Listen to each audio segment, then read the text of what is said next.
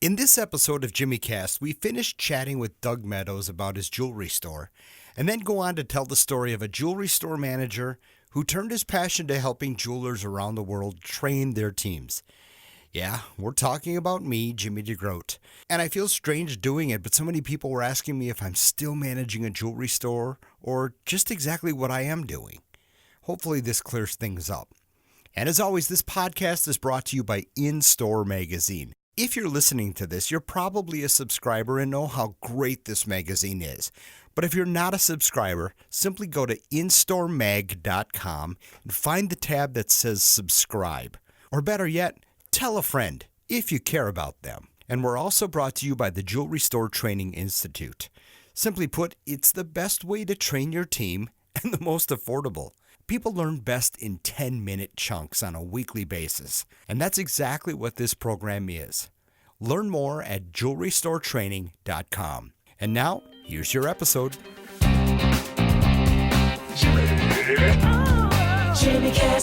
Well, guys, we left off a little abruptly last time, right? We kind of left you hanging. If the last episode you listened to was the one about Doug Meadows, we have, he's of course our wonderful co-host here at Jimmy Cast, and we were telling Doug's story, and I think I had to get going or something. Something happened where it was a little abrupt, and we thought, gosh darn it, we didn't complete that story. But so Doug told the story of his beginnings in Grand Rapids, Michigan? Detroit, Michigan. Detroit, right? Detroit, yeah. Okay. Yeah. And the woes of your grandfather and father with fire trucks and ice and all kinds of things. That's right. The perils of a physical location. Anyway, so today you're running a wonderful store. You've hit the $1 million mark. You're in Marietta, Georgia. Mm-hmm. And so where do we go from here? I mean, you've had a lot of ups and downs. Mm-hmm. My goodness. What's the plan here for the future for David Douglas Diamonds?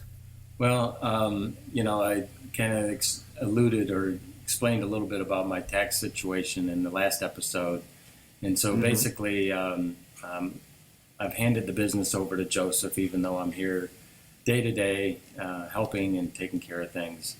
But the future is just really kind of coaching and mentoring Joseph to kind of bring him up. And so it was really cool. We just got back from the Vegas Jewelry Show, and while I was there, I ran into a friend of mine, Brent Harden, and probably like 14 years ago, when I was going through a huge change in my life, I first met Brent.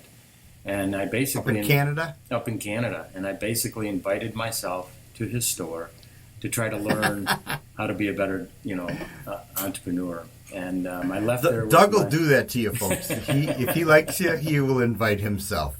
And Brent was so gracious, and he gave me my 16 steps to success, which I still use today. And we got to know those. Well, we got to know those. That's another episode. But anyways, goodness.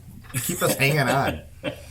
Well, so I'm in Vegas and I meet Brent, and once again I intrude and I ask, "Hey, can we come see you? I want my son Joseph to to come learn these 16 steps to success." And he goes, "Absolutely." And so the plan right now is to fly up towards the end of August and go spend some time with Brent and inspire that next generation is what I'm hoping to do. Because, Joseph is slowly taking over the realm, and, we meet twice a week to work on different things. So one of our meetings is to look at the financials and look at the books and the numbers and how to pay bills and all those kinds of fun things. And then the other one is, where do we want the store to be in 5 years or 10 years? What's our marketing look like? What are some of our goals and how are we accomplishing them and stuff? So that's, I guess, that's kind of the future of, where we're heading. Do you see yourself maybe stepping away and getting involved in more ministry type things? Well, I definitely, got inspired once again in Vegas and at the Vincenza show about the idea of gold plating. And so years ago, I went to Africa and I worked with some women jewelers out there. And they now actually produce a line of jewelry that they're selling in Finland and South Africa. And and so I just kind of, it really reminds me of like a Kendra Scott line. All it's lacking is the plating. And so I was working with Lego, or however you say their name, and so I started talking with Dawn in Africa and just saying, have you ever thought of this? And so we're reopening up those conversation lines to see if there's another trip in the future to where we could help get them going. My challenges are importing the material and the product into Africa. Okay. And then once it's done, I mean, thankfully, the organization is what they call an NGO. And so we'll be able to export it a lot easier than most people. So I don't know. We got a huge learning curve to go through, and it'll be exciting to face those new challenges and try to figure out how to make that one happen. But sure. And then and while I'm doing all this, I'm still kind of building my curriculum for entrepreneurship for orphans over in Africa, to where we can teach them entrepreneurship. And it's not that every kid we teach is going to own his own business, but minimally, if we could take 95% of them and teach them how to be a better employee, that would be huge. They would have a head up on any other person over there looking for a job. But there'll be that 5% that have that entrepreneurial spirit that we could then help fund them on a business or whatever. And it doesn't even have to be jewelry related. I mean, these are anywhere from shoe cobblers to farmers to whatever. I mean, it's just crazy, different businesses over there. So yeah. Well, okay, so great plans, beautiful. You've got I think it's exciting that you've got Joseph there to carry on the torch, and you can look to that. And let's face it, there are a lot of folks out there that don't know what they're going to do with their store, that don't have that succession plan. Sadly, yeah. So, I mean, I'm on this email list, and probably 2 or 3 times a week I get a list of showcases and safes and things of another jeweler that didn't have a succession plan or anyone to sell it to or hand it over to, and they're just having to do a GOB and then liquidate everything, and that just breaks my heart, but it is what it is. So I know what you're doing. You're building in a paycheck till you croak off is what you're doing. Exactly. Smart man. Smart man.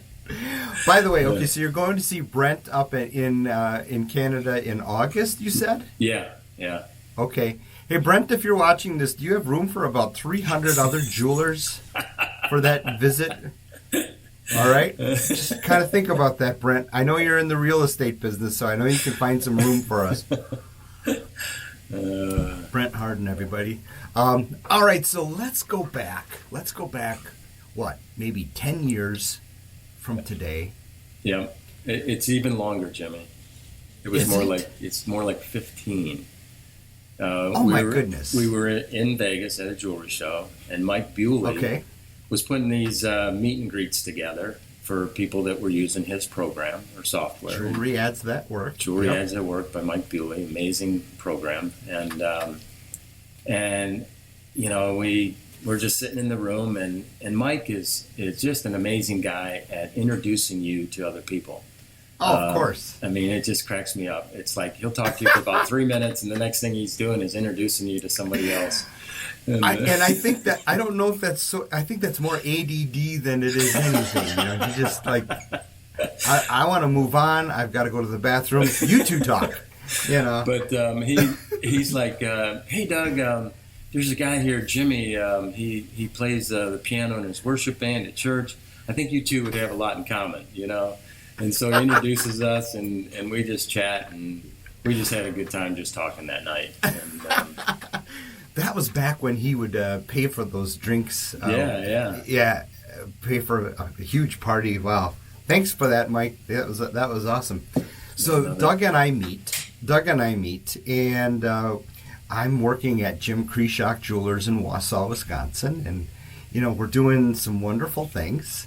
I'll tell my story, Okay. so that we can kind of put it all together. That's right. So I start working. I start working in 1996 at Avenue Coins and Jewelry in Appleton, Wisconsin, and nobody was really running the store. I was hired on to be the marketing guy, and I was hired on to be the insurance replacement guy. And so we were looking at venturing into going into the insurance replacement business. Anyway, long story short is I came to the partners, Joe and Larry and Bob, one day, and I said, no one's really running the jewelry store. The very successful coin shop and the store was doing pretty darn well, but I just kind of said at breakfast, I said, what could we do if we managed it? And so they kind of looked at me and they said, well, you do it. And I said, okay, well, and that's almost literally how it went. I think if you asked Larry or Joe today, they would say, yeah, that's how we did it. Anyway, so I ended up managing Avenue Coins and Jewelry in Appleton, Wisconsin. And throughout the years, then we eventually acquired Jim Kreshock Jewelers in Wausau, Wisconsin. And then we hired Jason Druxman to run Avenue, and I moved up to Wausau. And we did some wonderful things up there. We built a new store, and we had a lot of fun marketing-wise, and it just was fun. I mean, it was fun working with those guys because we all had our job descriptions, and we really stayed out of each other's sandbox. And so that was a beautiful, fortunate thing that I wish more jewelers had, the ability to specialize in their area of the business that they loved. And so anyway, so I'm up there. I meet this awesome guy, Doug Meadows, and in Vegas at the Bewley party. And so eventually, after doing some really neat things there and really growing the business, my wife and I wanted to move back to Appleton, and I just kind of we ended up parting ways and being great friends. And I still work with Larry today and help him out with some marketing things and things like that. From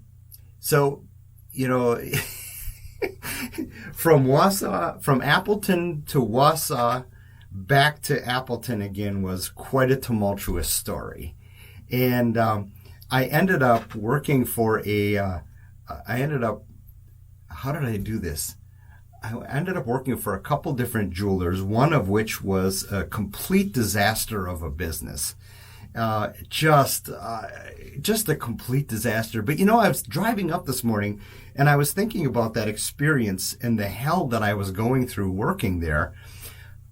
And I was thinking this morning, you know what? I probably learned more about the jewelry business during those times, during that period, than the good times. Now, the good times was wonderful because working with Joe and Larry and Jason and Bob, one of the great things that we did was we realized what we didn't know. And, so what did we do? We hired people to come in and teach us what we didn't know so that we could be great at as many aspects of the business as possible. Yeah.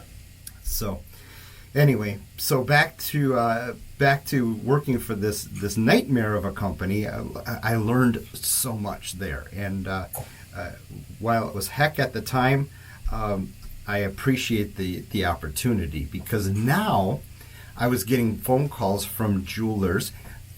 You're the first one. Yeah. You're the first guy. I ended my relationship with that jeweler, and I swear to heaven, Doug calls me the next day and says, "Hey, would you come down and help me out with my bridal business?" Right? You remember that phone call? Well, you had sent out an email and to a bunch of jewelers. You had a list of some kind. And you just talked about, do you want to own your bridal business? And it just really spoke to me because I really wanted to. And I knew you, and you'd helped me out in the past with a bunch of other stuff. And I'm like, dude, sign me up. Get down here. Get down here.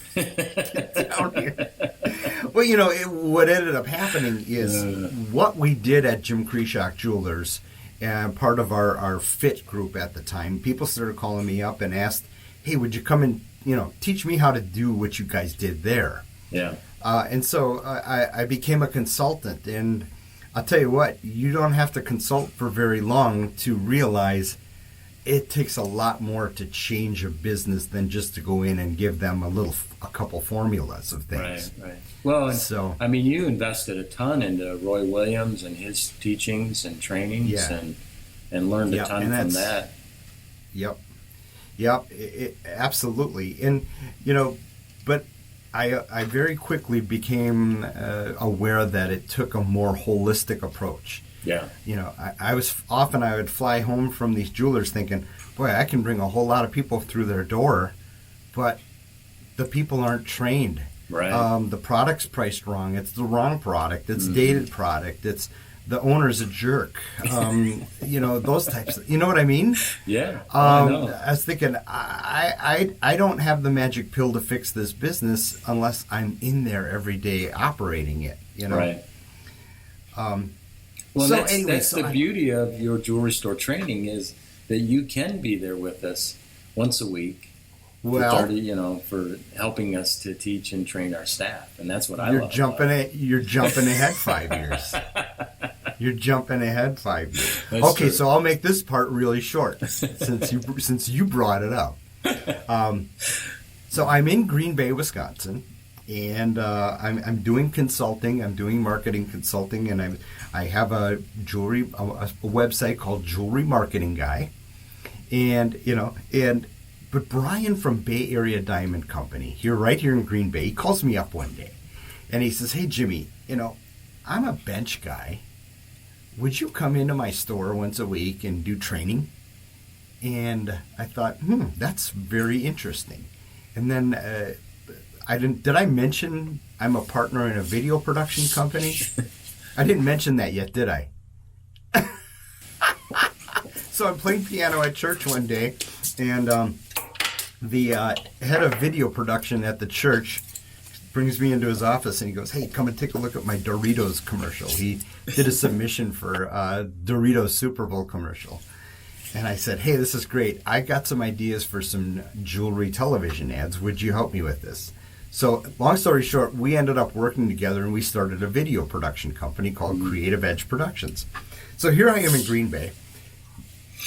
Brian calls me up, and he says, come in and do some training. And I thought, I hung up with Brian, and I thought, I own a video production company.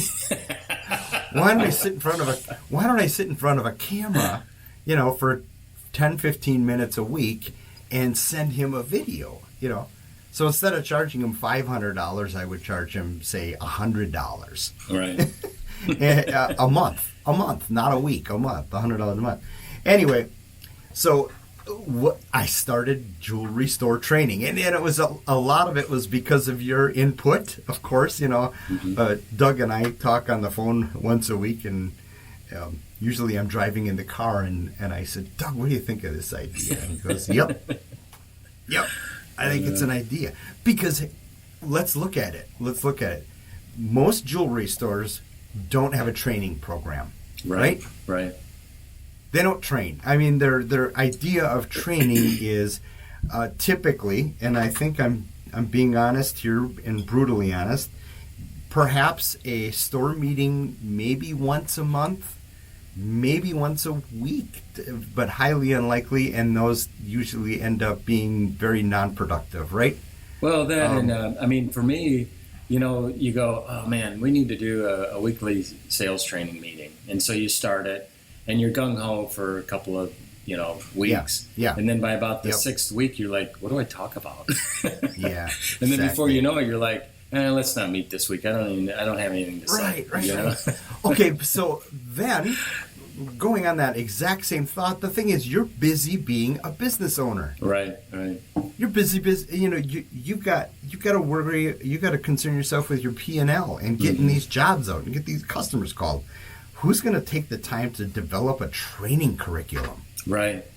So now, so Doug, now we go to the other side of the spectrum and say we hire we hire a trainer to come in. Okay. Sure. Yeah. We spend $5,000, $8,000, $10,000 to bring a trainer in, and you know what? I've written those checks. I've written those checks with Yep. every trainer you can think of in the business. Right. And I won't name names. Yeah. Because But I am going to call out Brett. What? We might forget somebody. Yeah, exactly. We won't forget somebody. We want to include everybody in this. Anyway, here's the problem. You know, I wrote a check to Brad Huskin. He came in and trained. Yes, I am naming names, but he's partnering with me right now. That's so I right. can do that. That's right. And so Brad drove away. I got his DVDs. He flew away from our store, and a couple weeks later, there was just no implementation or follow through. Now, that's not Brad's fault. He left me with a beautiful packet of DVDs, Yeah. but nobody took those DVDs and said, "All right, here's our curriculum. Here's what we're going to do. We're going to follow through with all this, and we're going to bring everybody through this on a weekly basis." Yeah. So, and I hated that modality. I hated writing that check, but the check to me was a pill. It was a pill that I could take, just like when I go to the JCK show or walk around or buy that great software or jewelry line. You know, this is going to fix me. This is Yeah. going to fix me, right? Yep. And I think you and I wanted to label this episode, "Why Haven't You Opened the Box?" That's right. Right? That's right. How many of us have signed up for that deal, whatever it is, and we didn't even open the box? You know? I went to a bridge event, and you know that was one of the things is people would buy their counter sketch, and when it first came out, and you know that was the pill. You know, I bought it, but Yep. you know they'd call them 6 months later and they're going, "Hey, what's going on? You know, we haven't seen anything going on, any activity or anything." They go, "Well, it's still sitting in the box," and they're like, Yeah. "Get it out Yeah. of the box." But you know, we're busy. We're Yeah, busy being busy in our Yeah. jewelry stores. right. And again, I got to point back to Joe and Larry and Jason and the partnership that we had, and that was, you know, we all agreed that we were going to work on something specific, and I wanted to run the store. I wanted to run the front end, and Larry was great at, you know, amazing at reports and financials, and I'm awful at that. You know, wouldn't it be nice if we all had a financial person that worked That's in our right. business every day Oh yeah. that sent us a report and said, "Here, return this to this vendor." You know, oh man. So There's a pill for that. there's a pill for that. There's a pill for that. It comes in the form of a check that you have to write to somebody. But you know, okay, so I've had jewelers call me up and just say thank you. Like Fritz, George up in Mills Jewelers in Lockport. He was the first customer that bought the jewelry store training weekly video program. Yeah. And he signed up, and I think it was $150 at the time. Uh-huh. And he said, "This is cheaper than free." And I said, "What do you mean?" Cheaper than free. And he goes, you know how much I would have to pay a sales manager to do what you do every week in a 10-minute video? Wow. And I said, "Okay, all right." So then I started realizing the value of this to people. Yeah. Huge. And frankly, you know, so that put me on a mission, and now my passion is a lot like yours, Doug, and that is I just want to help people succeed. Yeah. I want to be that one thing that a jewelry store does not have to think about, Right. but is going to propel them to greatness. And Yeah.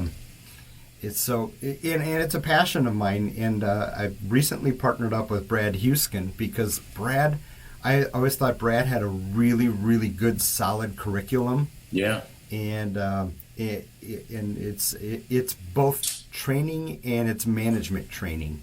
So it's a lot of fun because, you know, like I said, Joe and Larry wrote a lot of checks to a lot of people, and I'm taking that wisdom and I'm able to share it with everybody for an extremely affordable price each month. So Yeah.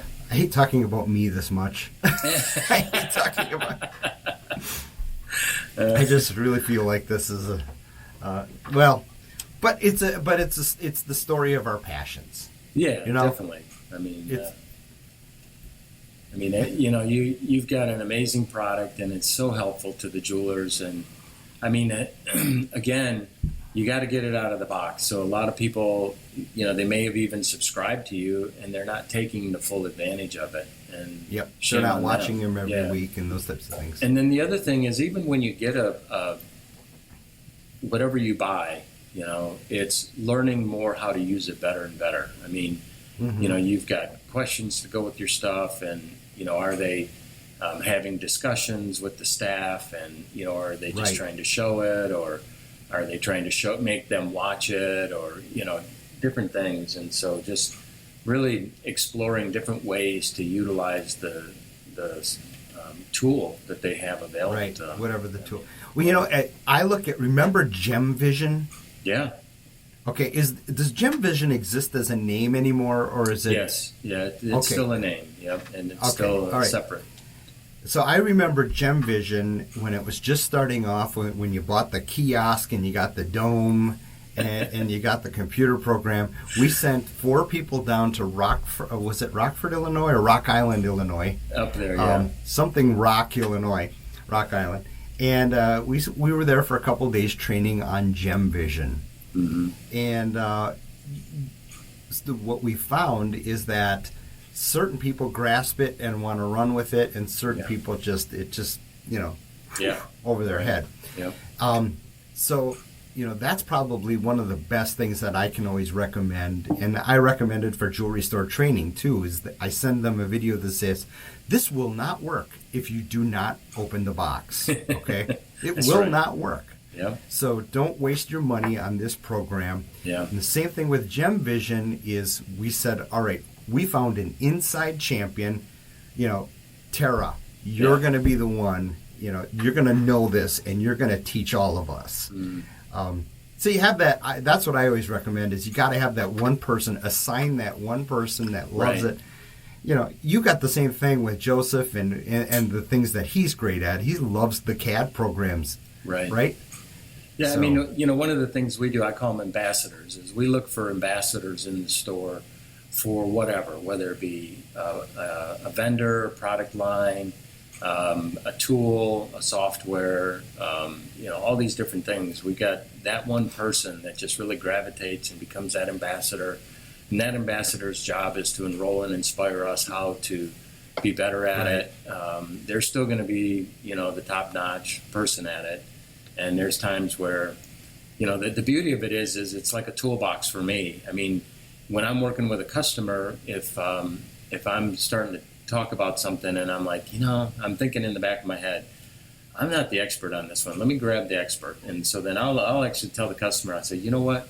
I've got an amazing brand ambassador for this product that just knows it inside and out. Let me go grab him real quick and have him introduce it to you. So Sure. just finding that brand ambassador or that ambassador for that product or service or knowledge Program or whatever. Yeah, Sure. whatever it is. So, And I would encourage everybody to look.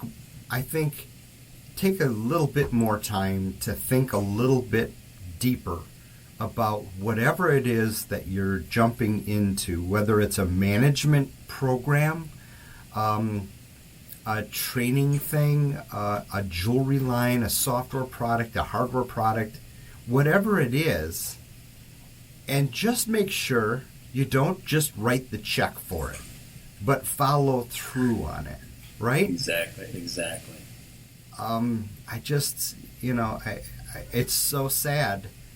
And I don't know how vendors would like me talking about this, but you know what? No vendor wants to put a product in your store and just have it sit there because that's their asset, and then they've got to deal with you a year or 2 years down the road and returning and exchanging it and, that type of thing.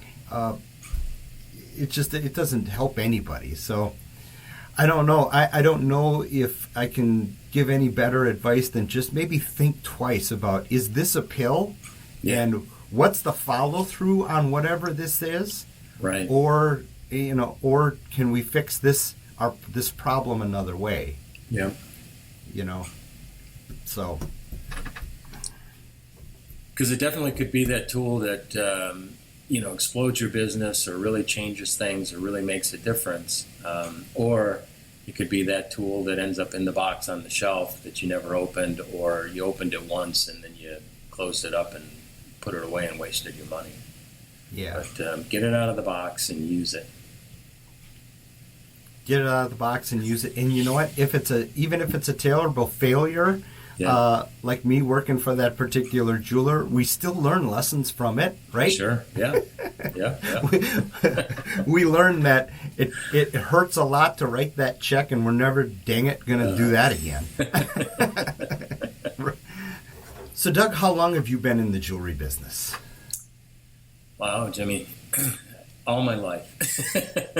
I mean, when you're born into when you've been born into the jewelry industry, it's your whole life. I mean, that's all you know. I mean, as a little kid, going up to my dad's shop, professionally, probably 40 years, 45 years, 50 years. I don't know, a long time, very long time, and I love it. Well, and so I was thinking about, my life and where I've gotten, or where I am today. Mm-hmm. I'm extremely happy today because I'm really in the zone of what I love doing, and that's training and helping jewelers.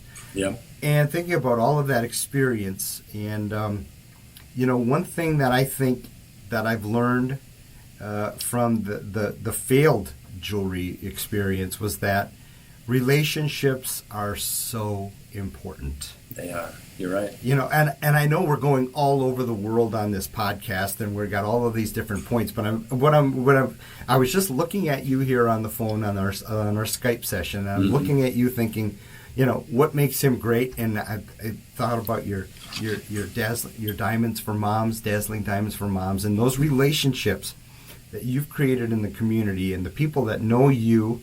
And the people that know George up in Lockport, and the people that know Joel at J. David Jewelers in Tulsa, it's those relationships that we form in our community, that really make business great and our stores great and our life great, right? Yeah, exactly. It's just, I had a gentleman ask me one time, what do I have to do to get all the rich people in town to come into my jewelry store? And I kind of laughed a little bit to myself, and I thought, you need to learn how to create relationships with them. And That's right. So I think that's what it's all about, and that's why, frankly, I love doing what I'm doing, because I create relationships with great people like you. So. All right, the warm, fuzzy hug fest is all over. I hope you jewelers out there have found a nugget in this, and I hope Brent is making room for us, 300 jewelers in August, for the non-event event, the 16 principles of how to be a great jeweler, right? That's right. All right, folks, thanks for listening to us digest and thanks for listening to all the things that we say and mumble. That's right. All right, until next time, see y'all. Bye. Bye. See you, Jim.